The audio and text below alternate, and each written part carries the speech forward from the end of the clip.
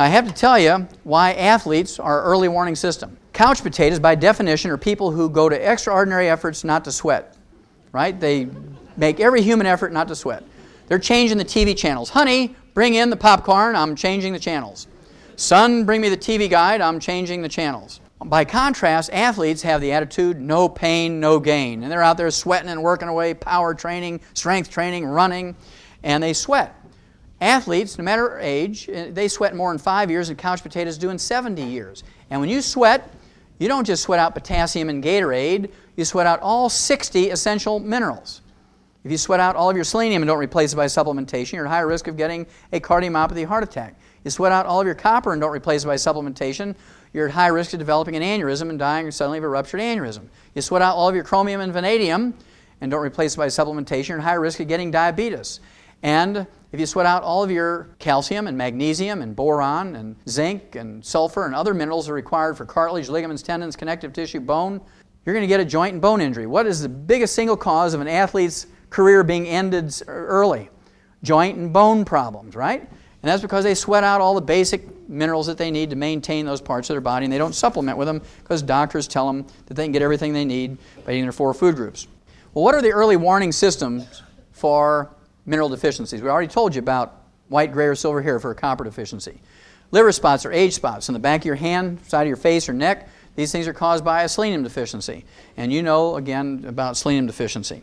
Then, of course, you have toe cramps, leg cramps. You can have hypertension. These things are all caused by a deficiency of calcium. And if you're an athlete at age 25 or 15 and you get a leg cramp, that's a calcium deficiency, your body's telling you, if you don't stop drinking those Pepsis and start supplementing with some calcium, by the time you're 40, 50, 60 years old, you're going to have arthritis and osteoporosis. But most people say, well, I got to get this high-priced trainer. Dr. Wallach, it just seems like every week I pick up a newspaper and I see about our young athletes having problems with their bodies falling apart. What can we give our athletes and our children so that they can be healthy and have long lives that we want as well? That's a great question because most people believe that exercise is good for you. And that was always a great question. You know, is exercise good for you? Is it necessary for health and longevity? And when you inspect this question, you have to look at professional athletes who spend most of their teenage years and going through university and the semi-pros and the pros training and practicing and doing their events. And if exercise was the factor in living a long, healthful life, athletes should live longer than couch potatoes. But when you look at this critically, couch potatoes in America live to be 75.5, and the average athlete, depending on the sport and their level of competence, live to be 62 to 68, far short of what a couch potato lives to be. And of course, athletes suffer from a great many joint diseases and bone injuries and tendons and ligaments,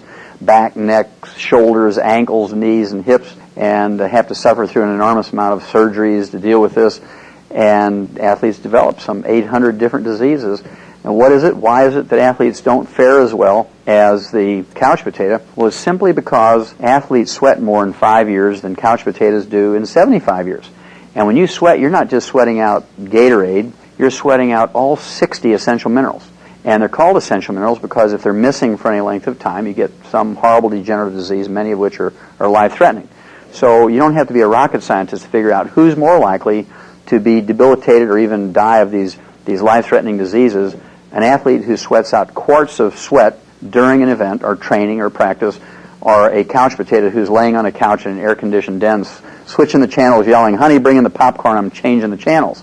And this is very serious because the Center for Disease Control says that as many as 100,000 young athletes under the age of 30, 100,000 each year die suddenly during an event or training or exercise or immediately after an event from cardiomyopathy, heart disease, and ruptured aneurysm. And we know that cardiomyopathy, heart disease is due to a selenium deficiency, and ruptured aneurysms is due to a copper deficiency. So you can begin to put 2 and 2 together. Why does a 10-year-old die of a ruptured aneurysm? Well, he sweat out all of his copper, and you can't get copper from curly French fries and Pepsis. It just doesn't work.